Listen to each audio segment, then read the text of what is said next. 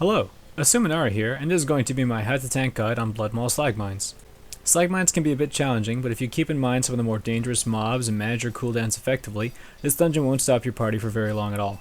Remember to take a look at your party, see what classes are around, and be ready to call for a few abilities that can really help nullify a number of the threats you'll be facing. First up are two Bloodmaul Enforcers. These guys have two abilities, one of which is called Beatdown, which leaves a stacking debuff on the tanks that reduces their armor by 10%.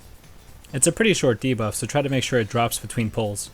Their other ability, Crush, is the more obvious one. It's a front cone shockwave that stuns all enemies caught within it. Just remember to face this away from your party and it won't be a problem. I like to pull these guys right into the next group, which has two new mobs, Bloodmaul Slavers and a Bloodmaul Overseer. The Slavers will periodically cast Slaver's Rage, which increases their damage dealt. This is an enrage, so rogues can shiv, druids can soothe, and hunters can use Trank Shot to purge the effect off. This also stacks and will really start to hurt if the mobs are allowed to cast it over and over again. Slavers can also use Chain Grip to drag a player in and hit them with a vicious slash. This ability oftentimes won't target tanks, so remember that your party might not appreciate you pulling groups of them if you're not going to do anything about the fact that they're beating on your comrades. The Overseers will cast Subjugate, which is a stun channeled over 10 seconds. You can either interrupt it or some abilities like Mage Blink or Human Racial will break it. You can see right here I couldn't actually interrupt his cast on the rogue, so I made sure to move the Enforcers away from him in case they decided to use Crush. While tanking this clump of mobs, keep in mind that Enforcers will be jumping at your allies to smack them in the face, and Overseers will try to put up suppression fields. These are pretty annoying because you can't use any abilities while you're caught stood in them. That said, you can stun Slavers and Overseers, so on my Warrior I love to just Shockwave and not even have to deal with half of their annoying abilities. Enforcers don't care about stuns, but they can be incapacitated. Make sure you're controlling their crushes and you should be fine. Try to position yourself off to one side and then slightly more to the other in case they don't cast them both at the same time, so you don't wind up facing either crush toward melee or ranged. As this pack dies, start running down the hallway to keep the ball rolling for your group, but take a look behind yourself to make sure someone isn't dragging behind. Watch to make sure your debuff is dropping too. Take this time to assess how long it took your group to kill them and start determining the pace of the dungeon.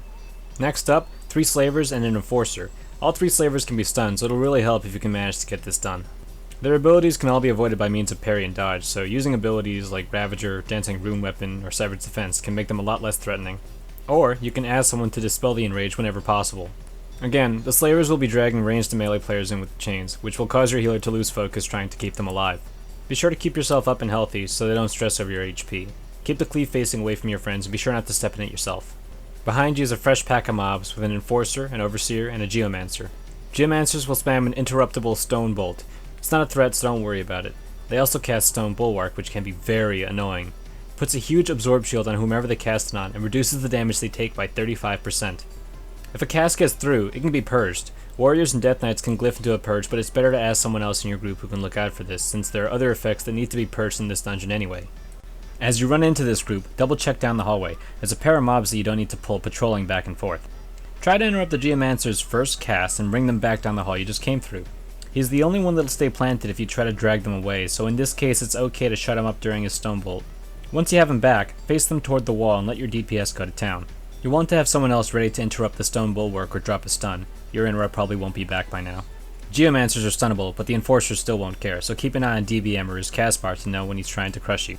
Be ready to interrupt any subjugates from the Overseer. Next are 3 rather annoying mobs, 2 Ogre Mages and 1 Warder. Ogre Mages cast a pretty hard-hitting Lava Burst, but more importantly cast Blood Rage. It's a magic effect that will buff one of their allies, making them immune to interrupts in addition to increasing spellcast and melee attack speed. It's a 20-second buff, so they will get more than one off before their own runs out. Constantly being barraged by Lava Burst is bad enough, but it's even worse if they can buff a Warder. Warders can use Frightening Roar to fear all nearby enemies within 45 yards for 3 seconds. It does a small amount of damage on its own, but can also be made immune to interrupts if the Warder is buffed by that Blood Rage. 3 seconds is long enough for you and everyone else to die. I like to mark these mobs for interrupts before I run in. With Spell Reflect up, those first 2 casts go off and smack them both back. Drop a stun and have your DPS split interrupt focus. The Blood Rage effect needs to be purged immediately off the Warder, so have your designated purge watch for that so you can interrupt the fear. Damage is otherwise relatively low and more focused on tanks. After they die, 2 Warders will start to run in. Their fears will come in one after the other, so have your DPS ready to lend a hand again. Now you have the first boss, Slave Watcher Crushtoe. He's pretty simple, but will immediately be testing a number of your responsibilities as a tank. His ferocious yell will be the first thing he does. Just interrupt it. It buffs himself and all enemy adds spawned if successful. It only comes up often enough that one person can do every interrupt. He'll occasionally face someone and cast Earth Crush. Nothing you can do about it but get out of the way, and hopefully other party members reacted appropriately. It'll stun anyone it hits, and it does have a very long range. Periodically he'll summon some adds, so make sure you're watching your healer. They'll be getting aggro from healing you, so be ready to taunt them over. He'll always spawn a set of adds just before and after doing a Wild Slam and Crushing Leap combination. The adds will fixate on a party member after Crushing Leap, so try to stun them and establish threat. Keep in mind, these adds apply a damage taken debuff and a bleed on whoever they hit, and it does stack. Stunning the adds prevents them from stacking this debuff on you, while interrupting the boss keeps friendly adds alive so that they can keep stacking their debuffs on the boss. After a couple rounds of this, Crush Toe will fall over and you'll have the option of rescuing Crowman. The left hallway is up next, so go back the way you came and you'll find yourself at an Overseer, a Geomancer, and a Slaver.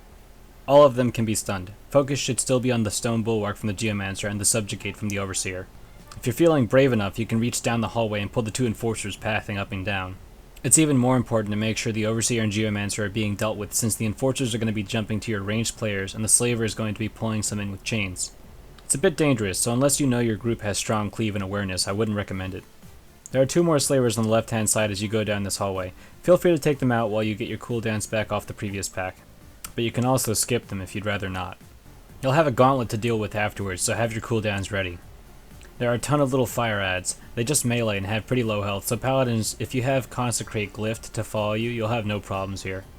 Druids just spam Thrash, Monks somehow can throw beer everywhere without it catching on fire, and Death Knights should try to save some runes for Blood Boil spam every couple steps.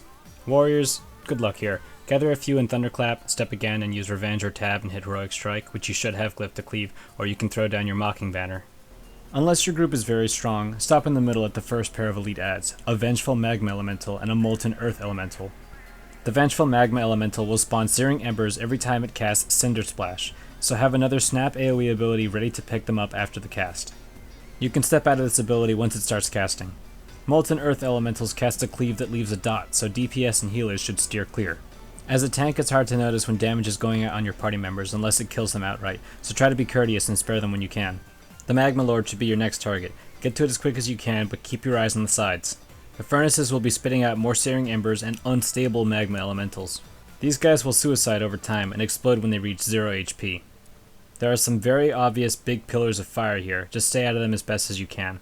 The damage from these pillars is noticeable, but it's more important to make sure adds aren't smacking your healers or DPS. Any interrupts you can spare on the Magma Lord will help, and adds from these two furnaces will stop spawning as soon as he dies. Take either path around, but if you hug the wall on the right side, you can skip the Vengeful Magma Elemental in the back. While you are close, take the time to assess the situation coming up. There are two furnaces spitting adds out onto the next group of ogres. They'll be busy fighting each other, so pick your moment to run in. When you do, the rest of your party should be running in with you so they don't get instant aggro from the spawning adds. Just in case, keep an eye on the furnaces as you run in so you can aggro new adds after they spawn. The warder is going to be busy fighting a Molten Earth Elemental, but he might be casting his Fear, so keep an eye on him. Healers and DPS should be ready to purge him if he gets Blood Rage. The ogre on the left is a new mob, the Magma Binder. He can also cast Lava Burst, but annoyingly will sometimes cast Molten Binding, which does ticking damage and also slows attack, cast, and movement speed by 70%.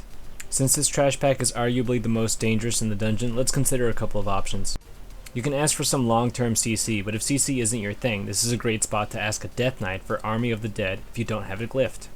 You want it to taunt everything. Everyone can focus on AoEing down all the adds while the army taunts everything. Alternatively, you could use Heroism or Bloodlust on this pack since it can be so troublesome. That's how I deal with this pack on challenge mode when there aren't any Death Knights around. Next you'll be facing Magmolitus, right after you free him from Gogda. Gogda doesn't do anything but cast Magma Barrage around the room and summon elementals. If you have a Death Knight in the group, you can take advantage of Dark Simulacrum to copy a very powerful boss ability. This is how it works. In this example, there's an Ogre Mage casting Channel Flame. Use Dark Sim on this Ogre and then step into the channel for a single tick. This will give you their ability in the form of a powerful dot you can throw on other enemies. This also works on Magma Barrage, provided that you use Dark Sim on Gogda and have anyone at all stand in a Magma Barrage. Gogda's summoned elementals are Ruination and Calamity. Face Ruination away from the group. He's got a crush ability that you should be familiar with. Calamity casts a few fire spells, but Firestorm is the only one tank should be paying attention to. Interrupt it as soon as he starts channeling it. He sometimes casts Dancing Flame, which does ticking damage and bounces around if not dispelled. Healers should just dispel this immediately. When Gogda is very low on HP, Magmolitus will start coming out. Magmolitus has a version of Crush called Slag Smash that hits in a circle around him. He'll also constantly summon molten elementals. The spot where they land will deal damage that decreases the further you are away from it, usually pretty far away from melee though. These elementals also use Magma Barrage, so you can keep simming them as a DK. Just make sure someone's interrupting their volcanic tantrums and it won't be a problem. After beating Magmolitus, turn back and head for Roltall. There are 2 slavers and an overseer on the way to the worm Slagna. All he does is spam Lava Spit, but the party damage can ramp up if the adds aren't kept stunned or quickly AoE'd down. The Lava Spit does splash AoE, so try not to stand on top of each other at melee. The next group has 5 Ogres in it. You'll want to use lots of CC before the pull, unless you coordinate stunts and have players split up to interrupt important abilities. 2 Geomancers in the back will eventually use Stone Bulwark, so be ready to interrupt or purge. There's a Warder in the group, so be ready to break or interrupt his fear. There's also an Overseer, so keep an eye out for subjugates and suppression fields. And now we're at Roltall, the bridge boss. He's actually a lot of fun for me, but casters may not agree. In melee range, you're affected by Scorching Aura, which will reduce cast speed of players by 100%. He'll constantly drop fiery boulders, just move out of them. He'll drop 3 at a time, and on Heroic and up, the balls will all come back after rolling away from you in the same order they were initially thrown.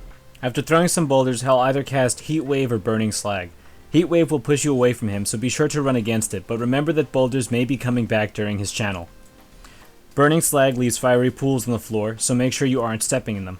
When these abilities are combined, you'll see your ranged members more than likely getting chewed up, but don't worry, tank damage is very minimal since he's not melee swinging for the majority of the encounter. Your healer should be able to focus on the group while you keep yourself topped up whenever he's actually attacking. Do the dance properly and the boss will fall over. Roltall is usually another ideal spot for Heroism or Bloodlust if you're struggling.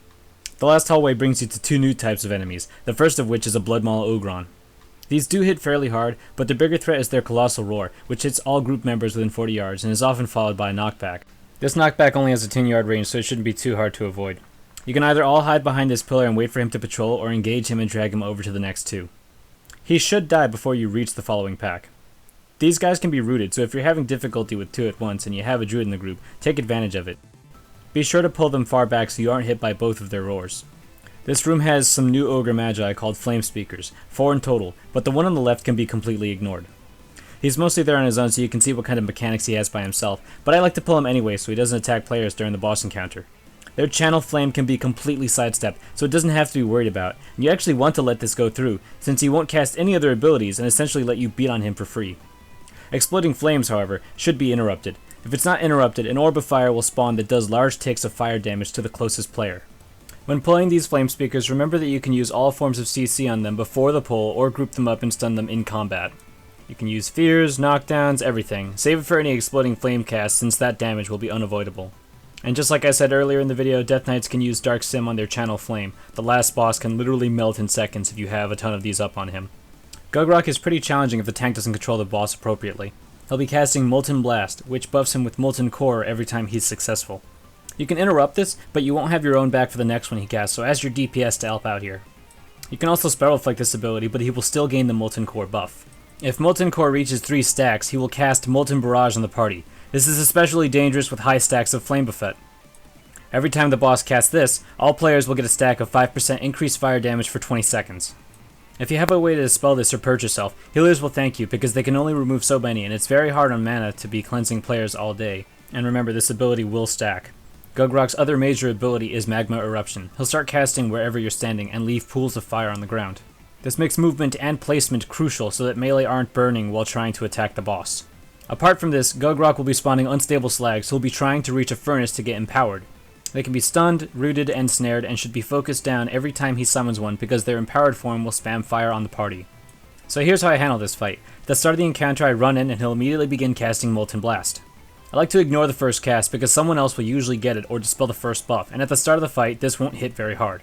I'm sitting on my interrupt so I can have it ready to move him when he next tries to cast Molten Blast while stood in a Magma Eruption. Melee should all be standing directly on top of each other and hug the wall. Likewise, you should be doing the same to save more encounter space. After the second Molten Blast, he'll summon an unstable slag and follow it up with another Molten Blast. Another Magma Eruption will get cast and the cycle repeats. So the trick to this fight here is having your interrupts ready to move Gugrock away from Magma Eruption so you have room to stand while he sits there casting other abilities you can't interrupt or move him around for. The fire never goes away, so if you want to use Bloodlust or Heroism here, you can make the fight a lot easier for yourselves. Thank you so much for watching this guide. I hope that it cleared some things up about how to quickly pull this dungeon. The more familiar you are with every enemy's abilities, the faster you'll be able to pull groups and not cause wipes or deaths in the party. Good luck, have fun on your next run, and I'll see you next time with more tanking tips and dungeon guides.